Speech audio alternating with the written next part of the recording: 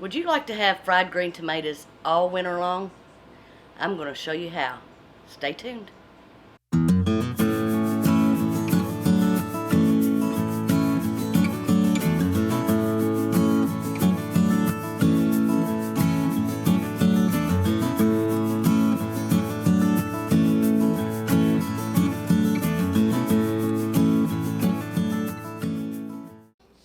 I've got some green tomatoes here. I'm going to start cutting them up and get it started.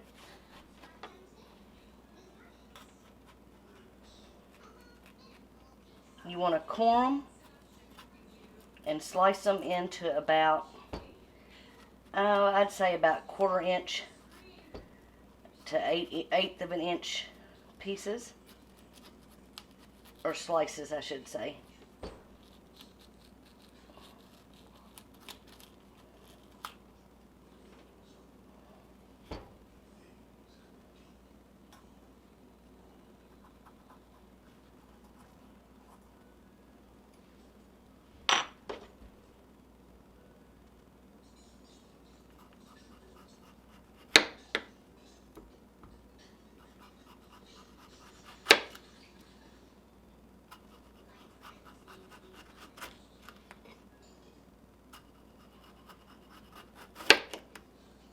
Now that one is probably going to be too thin and it may fall apart.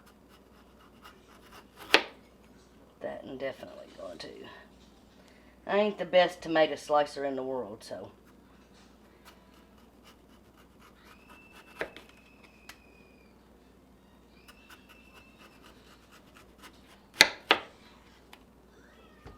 You want them to be about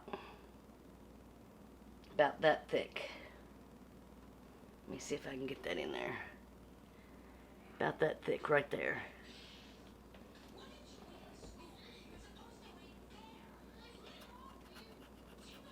When I get all of these cut up, I will bring you back. Okay, I got 10 tomatoes cut up. My canner will hold 9 jars. So I'm thinking that's going to be enough to fill all of these jars up. So we're going to start off by putting a 1/2 teaspoon of a non-iodized salt in each jar.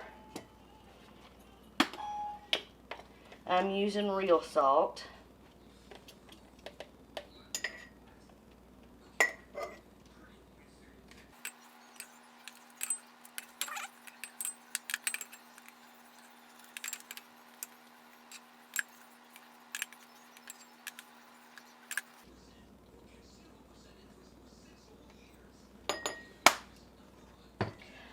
I want to say here that this is not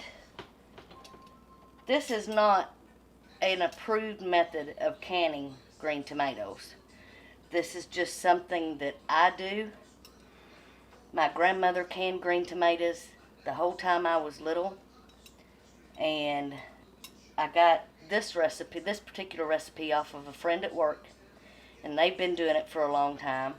And I've eaten them. I canned them like this last year or 2 years ago, and we're fine. But what I want to say is, if you do this, do your own research. You are responsible for your family and your family's well-being. So I wanted to put that out there. So I'll show you the rest of it.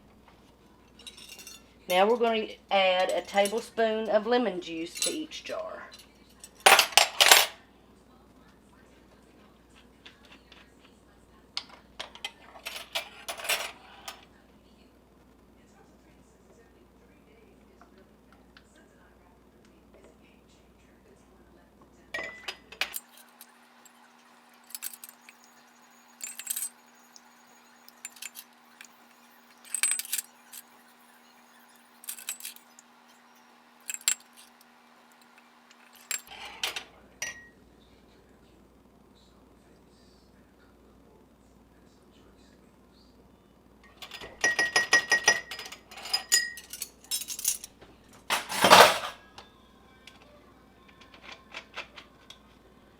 So now we're just going to start layering the tomatoes.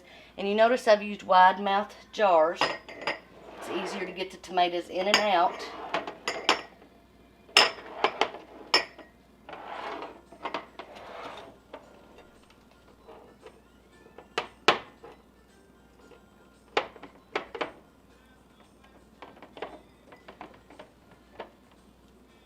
And I've already sterilized all of my jars.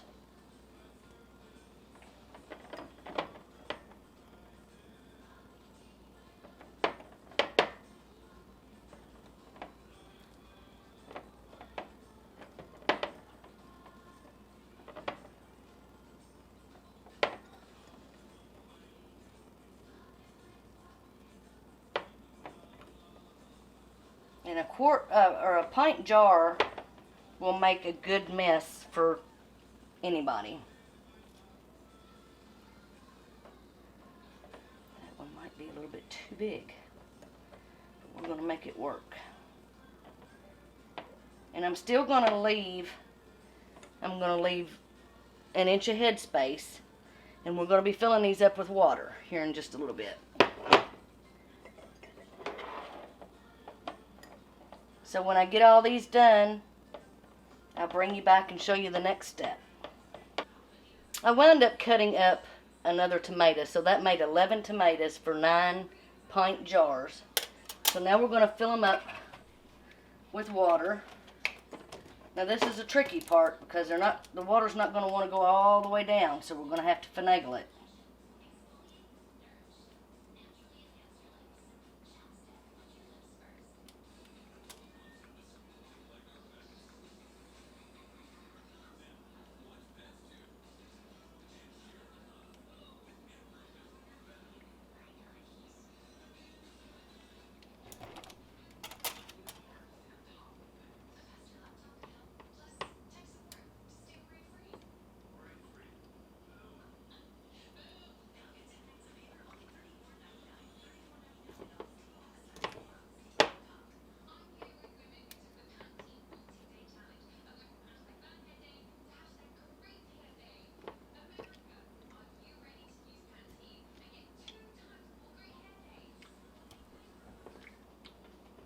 You want to try to get out as many air bubbles as you can.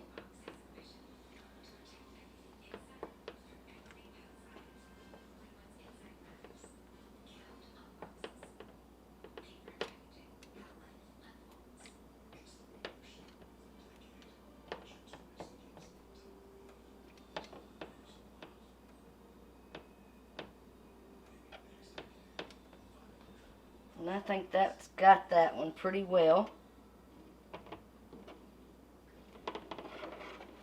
When I get all of these filled up with water, I'll bring you back.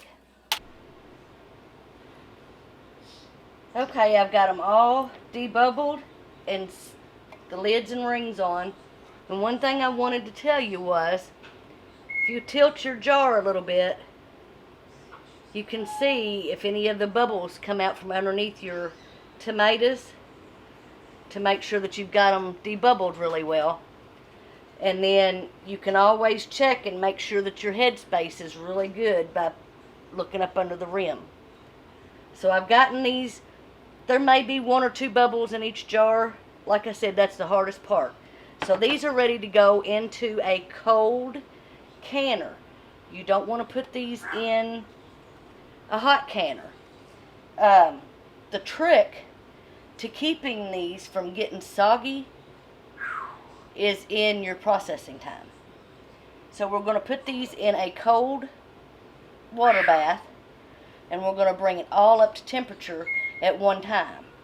And then you're going to boil it for exactly 1 minute, and then you're going to remove them. If you boil them any longer than 1 minute, they're going to be soggy. So that's the trick to getting these to be crispy. That's the part that is not the recommended way of canning these, because normally you would process them for 5 to 10 minutes. So if you want them to stay crispy, you only do them for 1 minute.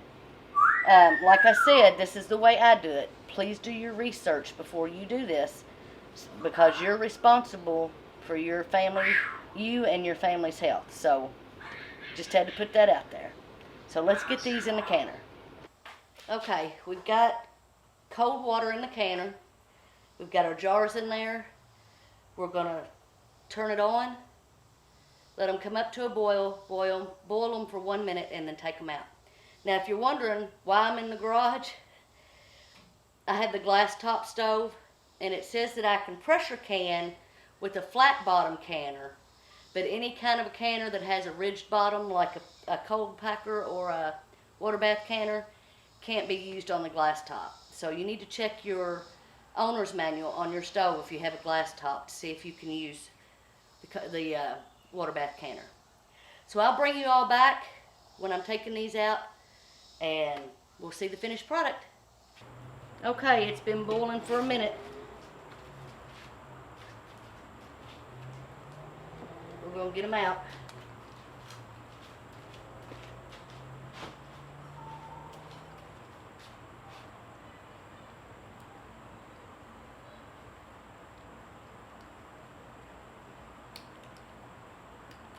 If I can get a hold of it.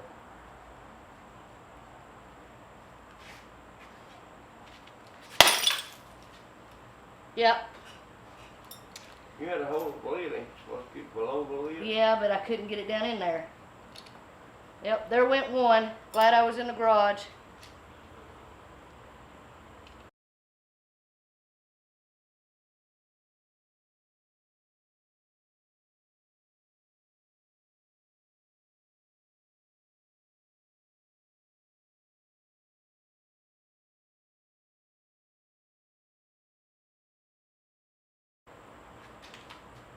Okay, I'll give you a shot of the finished product after I get the jar cleaned up.